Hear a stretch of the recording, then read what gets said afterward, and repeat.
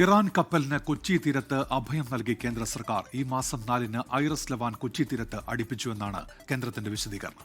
കഴിഞ്ഞ മാസം 28-ന് ഐറിസ് ലവാൻ എന്ന കപ്പൽ തീരത്ത് അടുപ്പിക്കുന്നതുമായി ബന്ധപ്പെട്ട അനുമതി ഇറാൻ തേടിയിരുന്നു. വിശദാംശങ്ങളുമായി കൊച്ചിയിൽ നിന്ന് ചേരുന്നത് ലാൽകൃഷ്ണയാണ്.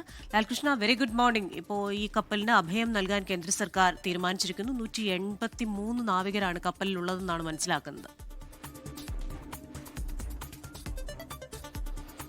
ഈ കപ്പലിന് അഭയം നൽകാൻ തീരുമാനിച്ചതും കപ്പൽ അഭയം നൽകിയതും കഴിഞ്ഞ ദിവസങ്ങൾക്ക് മുമ്പാണ്. ഈ വാർത്ത വരുന്നത് ഏറെ വൈകിയാണ് എന്നുള്ളത് മാത്രമാണ്. സത്യത്തിൽ വിശാഖപട്ടണത്ത് നടന്ന ട്രെയിനിങ്ങുമായി ബന്ധപ്പെട്ടുകൊണ്ട് ഇറാനിൽ നിന്നെത്തിയ 3 കപ്പലുകളിൽ ഒന്നാണ് ഐറിസ് ലവാൻ എന്ന് പറയുന്നത്. ഇതോടൊപ്പം ഉണ്ടായിരുന്ന ഐറിസ് ദേനയാണ് അമേരിക്കയുടെ അന്തർവാഹിനി ടോർപിഡോ അറ്റാക്കിൽ തകർന്നു പോയത്.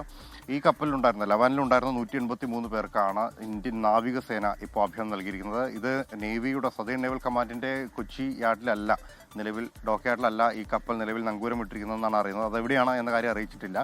1-ാം തീയതിയാണ് കൂടിയാണ് കൊച്ചി തീരത്ത് കപ്പൽ അടുപ്പിക്കാനുള്ള പെർമിഷൻ മന്ത്രാലയത്തിന്റെ ഭാഗത്തുനിന്നുണ്ടാകുന്നത്. പക്ഷേ 1-ാം തീയതി അവർക്ക് അടുപ്പിക്കാൻ കഴിഞ്ഞില്ല. ഈ ദേന ആക്രമിക്കപ്പെട്ട 4-ാം തീയതിയാണ് ലവാനും ഇന്ത്യൻ തീരത്തേക്ക് അല്ലെങ്കിൽ കൊച്ചിയുടെ തീരത്ത് അടുപ്പിക്കുന്നു എന്ന കാര്യം പറയുന്നത്. ഏകദേശം മുംബൈയോളം എത്തിയ കപ്പലായിരുന്നു ലവാൻ അടക്കമുള്ളത്. ലവാനോടൊപ്പം തന്നെ ബുഷാർ എന്ന് പറയുന്നൊരു മറ്റൊരു കപ്പൽ കൂടി ഉണ്ടായിരുന്നു. ഈ കപ്പലാണ് നിലവിൽ കൊളംബോയിൽ നങ്കൂരം ഇട്ടിരിക്കുന്നു എന്ന് പറയുന്നത്.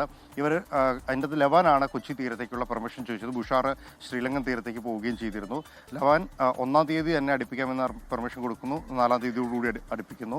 4-ാം തീയതി തന്നെ ആ കപ്പലുണ്ടായിരുന്ന കപ്പലിൻ്റെ ഉന്നത ഉദ്യോഗസ്ഥരടക്കമുള്ളവർക്ക് ഇന്ത്യൻ നേവി എല്ലാ സൗകര്യങ്ങളും ഒരുക്കി കൊടുക്കുകയാണ് ചെയ്തത്. വളരെ കോൺഫിഡൻഷ്യലായ ഒരു വിവരമായതുകൊണ്ടാണ് ഇതുവരെ ഇക്കാര്യങ്ങൾ പുറത്തു പറയാതിരുന്നത്.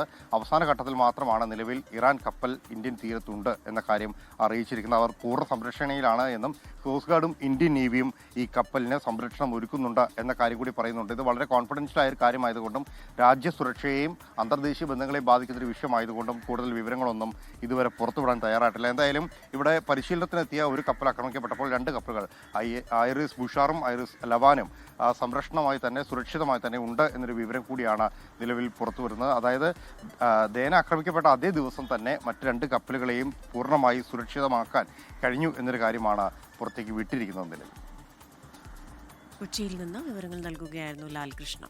ലോകത്തെവിടെയായാലും ഏത് സമയത്തും 24 വാർത്തകളും ഓഗ്മെന്റഡ് റിയാലിറ്റി പാക്കേജുകളും എക്സ്പ്ലെയിനറുകളും വിശദമായി കാണാൻ ഞങ്ങളുടെ യൂട്യൂബ് ചാനൽ നിങ്ങൾക്ക് സബ്സ്ക്രൈബ് ചെയ്യാം.